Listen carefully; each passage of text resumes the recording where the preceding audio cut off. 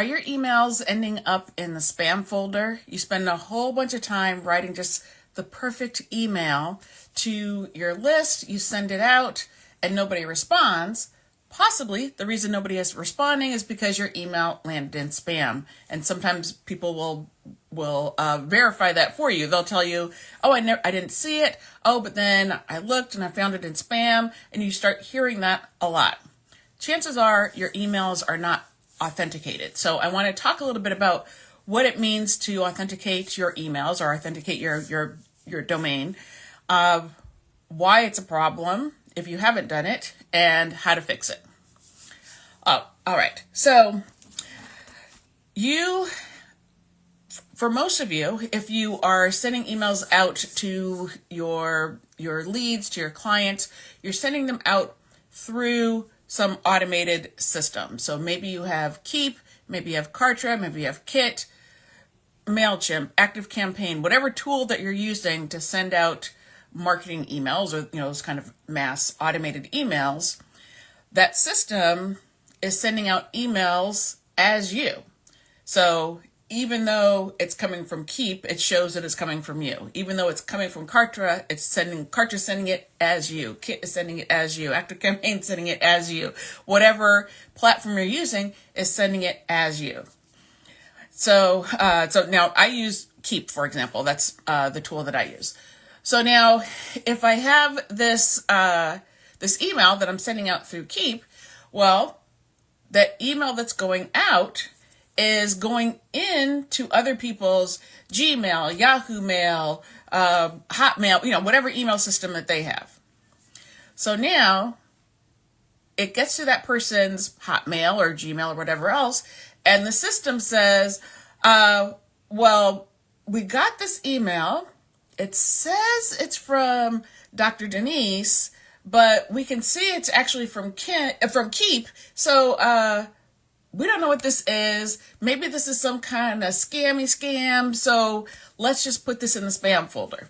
So that is how your emails are being treated by all these systems if they can't understand why something that has your name on it is coming from some other system.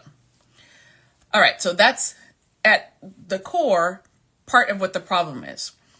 The reason they're putting it into spam is because Gmail, Yahoo Mail, all of these other systems, particularly those free platforms, they want to make sure that you keep coming back and checking your email, meaning you now as the person receiving the email. They want their customers to come back, check their inboxes. Why?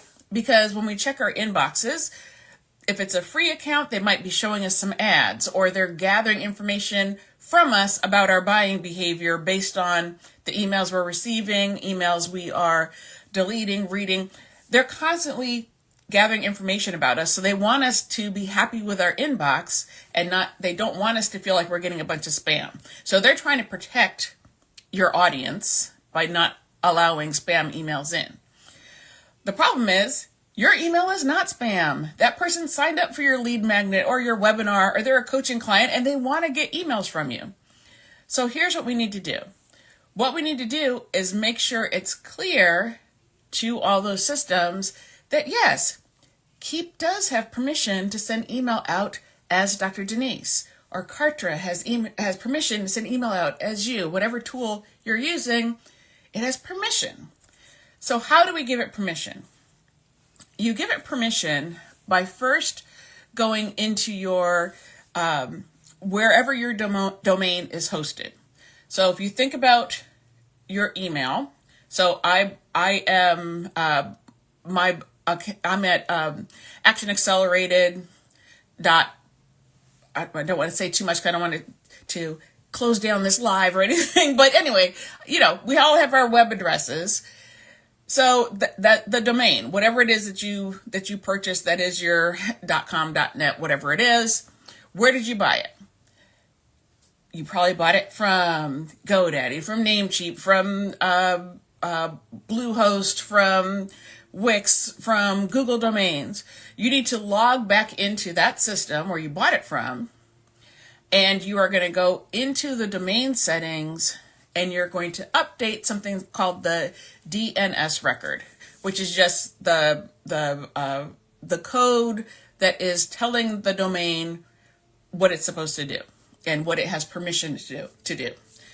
So you are going to go into wherever your domain is hosted, your GoDaddy, your Namecheap, your Google domain. Actually, if you purchased your domain from Google, you're going to go into Squarespace because they took over Google domains.